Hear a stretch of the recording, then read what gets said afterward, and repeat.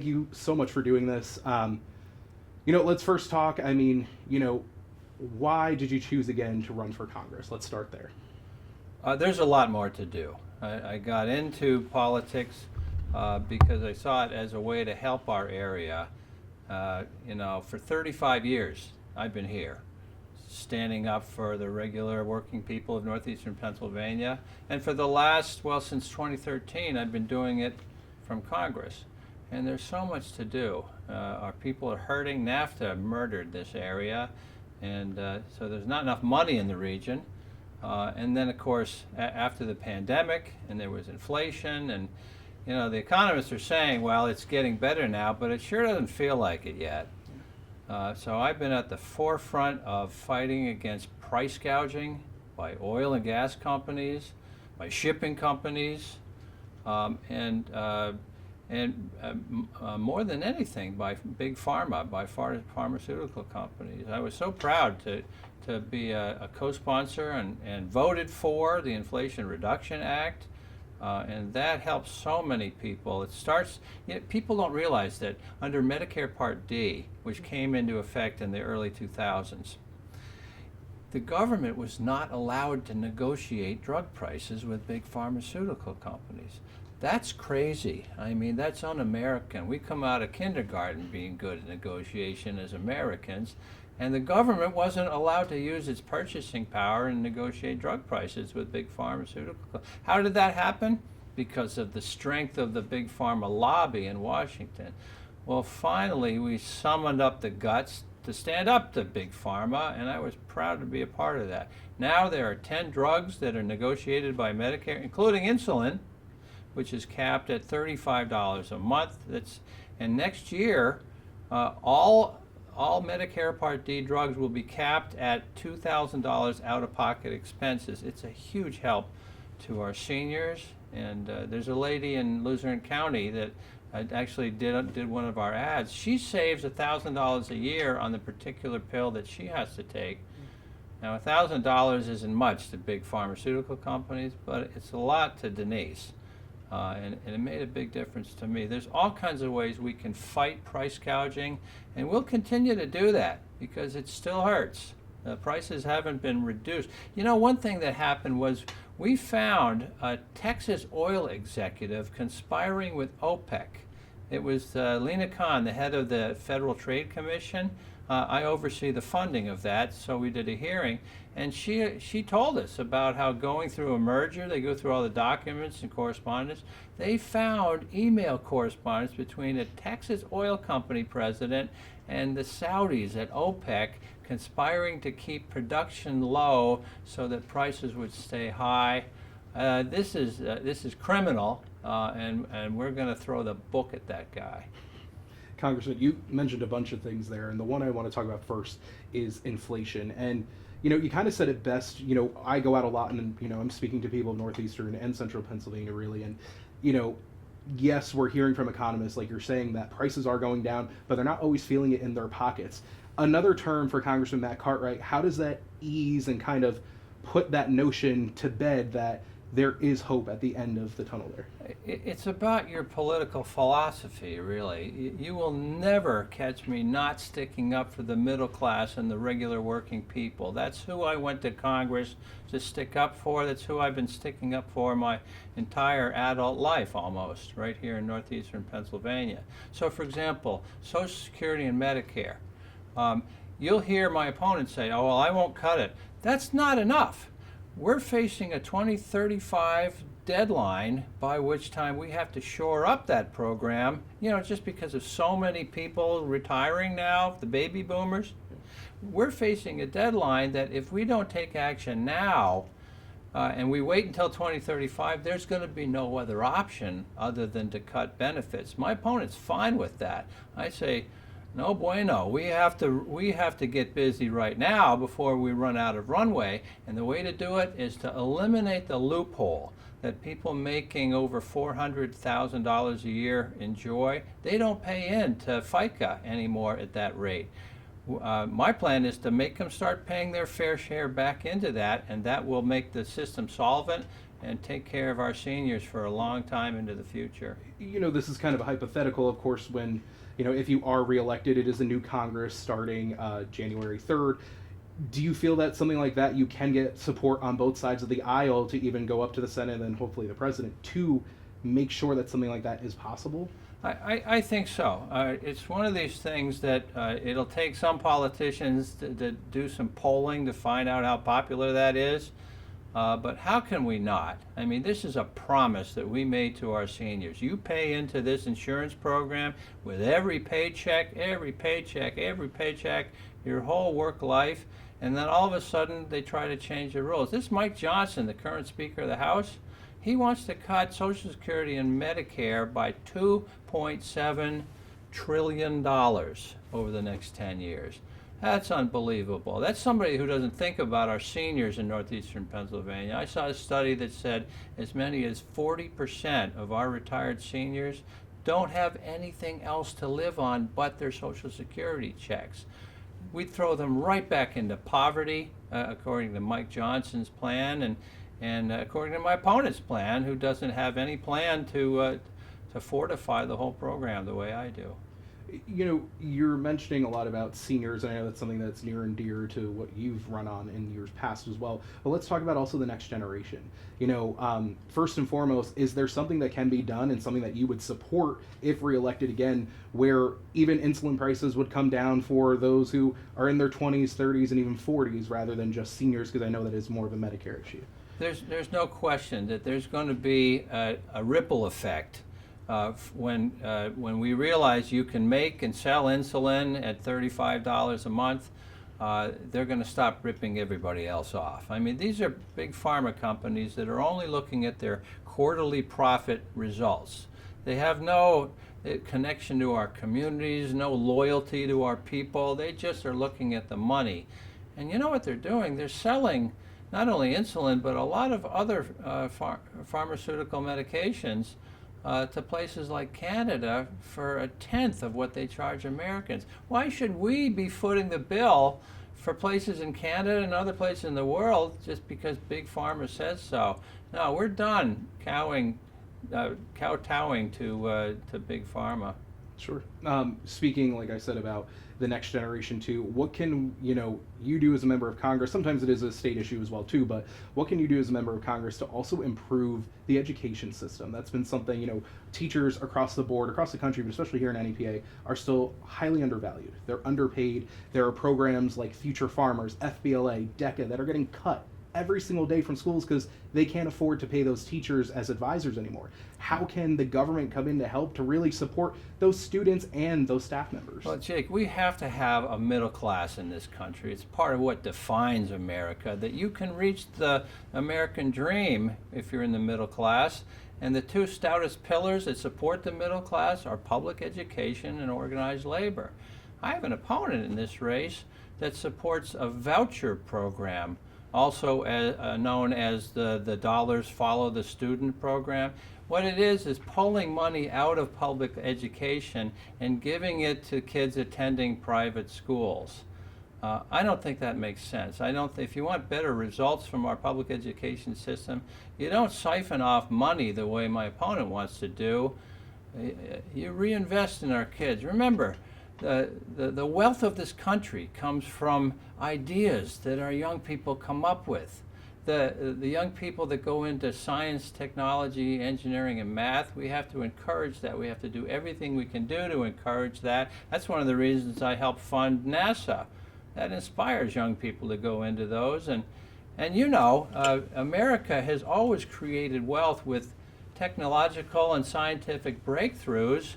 Like these things, right? 2 generations ago, we didn't have these things. And the companies that go into these things and other new gadgets, they weren't around 2 generations ago. Now they're crowding the top of the Fortune 500 list of companies. Wealth is created by young people having inspiration and coming up with brainchilds that create wealth and technological innovation. Sure. You mentioned, and I think it's interesting, you mentioned, about the American dream. And, let's just go on record here. What's your take on the American dream? Is it still possible in a 2024 world that we're living in, where everything seems to be so divided in our nation? You know, I'm a glass half full kind of guy, and we are coming up on the 250th anniversary of the founding of our nation. And I was just up in Hawley to help unveil the Liberty Bell that's in there up at the Silk Mill in celebration of America 250. And what I said there, I'll repeat here. The beating heart of America is alive and well in northeastern Pennsylvania. And you weren't around for the bicentennial, I was. And in the last 50 years, I've learned a lot. All of us have learned a lot about this country. Almost all of it uplifting, almost all of it exceptional, almost all of it something to make us so proud to be Americans. And sure, we're going to have bumps in the road, and we're going to have challenges, and occasionally wars even. But we have always risen to the occasion because that's what makes us American. Speaking of war, there's still, a year later, the conflict between Israel and Hamas. What's your take there as to how the U.S. should intervene in your role as a congressman to vote for certain bills of aid to go towards them? I have broken with my own party to support aid to Israel unconditionally. My view is you stick up for your friends. And this is our best friend in the Middle East, the only democracy in the Middle East. And they got set upon. I'll never forget, Jake, October 7. They sent over from the Israeli embassy footage for what happened that day. And I was in tears looking at the barbarism, the unthinkable things that we saw on that I won't repeat on air. But I know that if that had happened to us, there wasn't going to be any moderation. We're going after the perpetrators, so I don't fault them for doing it, and I think we should continue to support Israel. Of course, there's freedom of speech, but do you criticize any of your fellow members of Congress for their take on anything like that, where you see that there's such a divide on the issue itself? In Congress, you have quite a wide variety of people. The old joke is somebody got elected to Congress and first said, "I can't believe I got here." And then a few weeks later, he looks at the other people and he says, "I can't believe those people got here." And I think that's still true. And you have extremes on both sides. And I don't spend a lot of time talking to them. They get all the cable news play and their Twitter or X heroes. And if you notice, I'm not like that. I'm a workhorse. I've passed 16 substantive bills into law since I've been there, bills that save taxpayer money by making government more efficient and effective, bills that protect and support our nation's veterans, bills that do all kinds of things that both Democrats and Republicans can agree on. I'm proud of that. I've worked to establish relationships across the aisle because you have to do that. Yeah. There's always, the whole time I've been there, there's a group of 10 senators that you have to persuade will agree to your bill.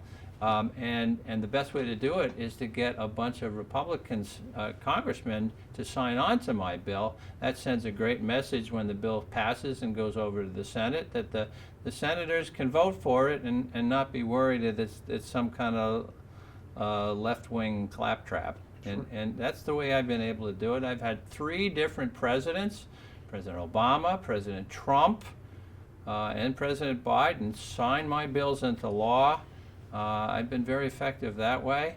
In addition to bringing home, just in the last 3 years, $83 million in community project funding back to northeastern Pennsylvania, so it'll circulate through our economy and help our people. Sure. Out of those 16, and I'm sure there's some you're still kind of working on a little bit too, which one are you most proud of?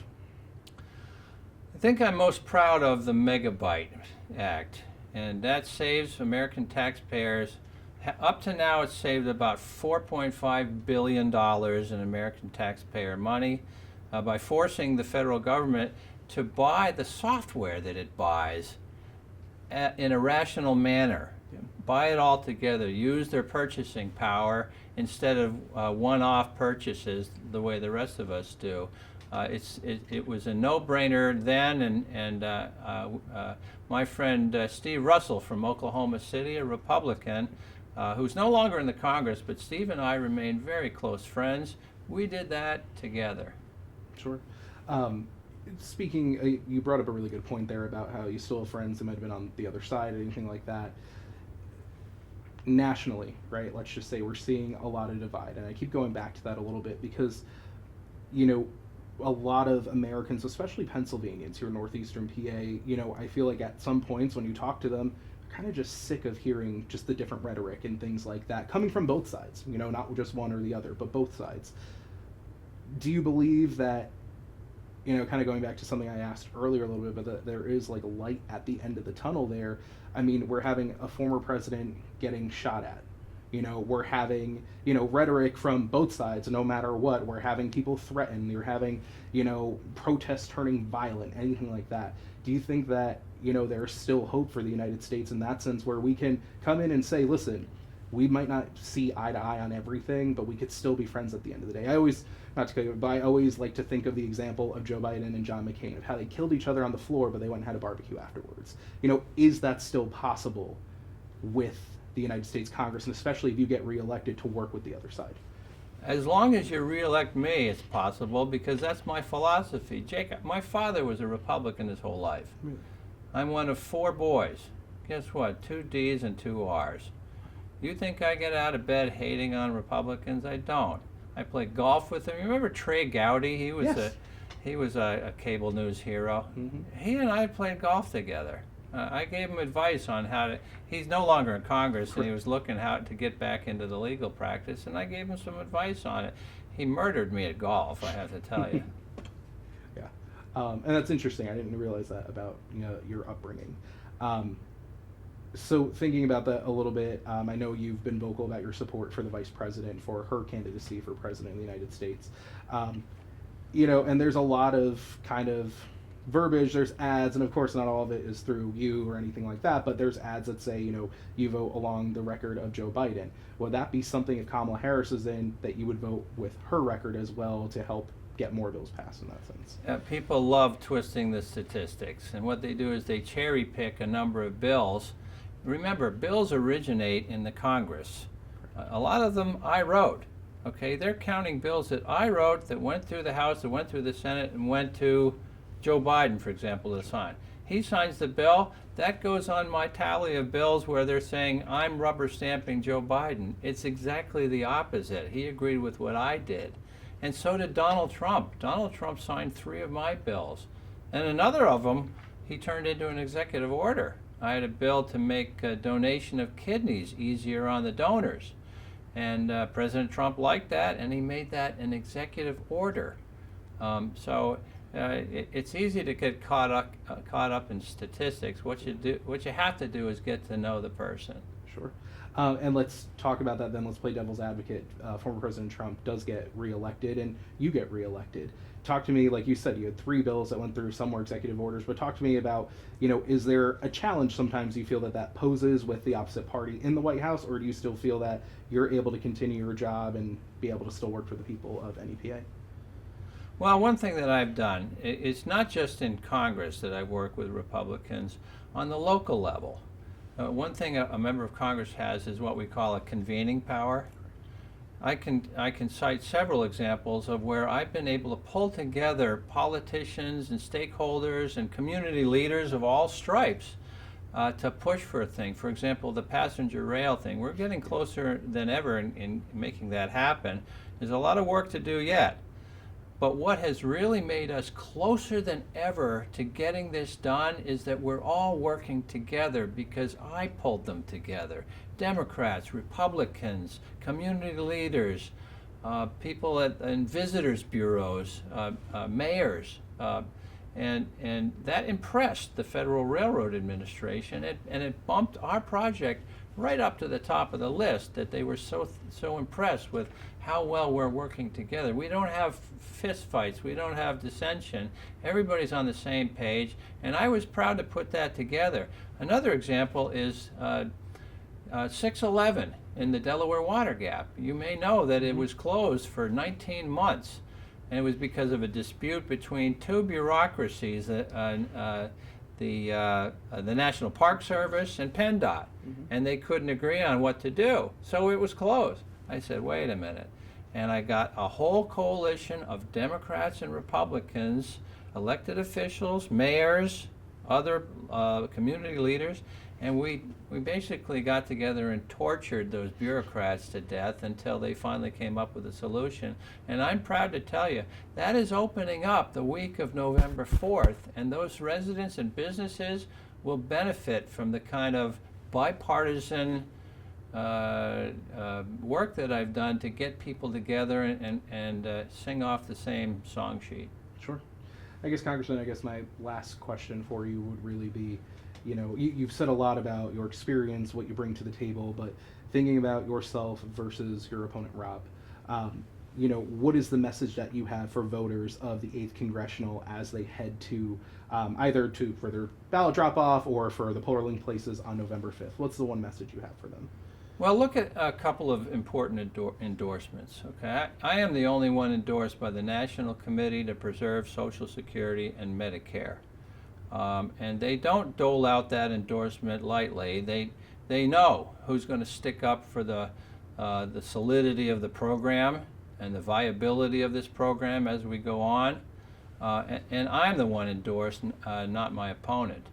And think about organized labor. The AFL-CIO have endorsed me in this election and not my opponent, who claims to be a union employer, but they don't endorse him. Do you believe endorsements like that with unions speak for all members or a majority of them? I think they matter. They matter to me because they show you what my values are. And unions have been part of the fabric of northeastern Pennsylvania for, 125 years. The only reason there are people in northeastern Pennsylvania is because of the coal mines, and so many of our American labor rights originated right here in northeastern Pennsylvania. And so in many respects, this election is about who's going to stick up for individual rights, who's going to stick up for labor rights and voting rights and reproductive rights. Who's going to stick up for your rights? It's very clear. Cartwright is. The other guy is not. Sure. And I know that was my last question, but I'm going to ask you one more because you did bring it up and I wanted to mention it. Let's talk about reproductive rights and your stance on abortion and the role the government should play in that. Right. Politicians should not be in the examination room with a woman and her doctor. It's as simple as that. We need to codify Roe versus Wade, which was the law of the land for 50 years, probably more than your entire life, Jake. And it was a jarring, shocking decision to sweep away women's constitutional rights. And what we can do in the Congress is pass a bill to codify Roe versus Wade into law so that we don't have these horrible situations. There are already women dying because of doctors being afraid to treat their complications for fear of criminal liability under local state law. Sure. All right. Perfect.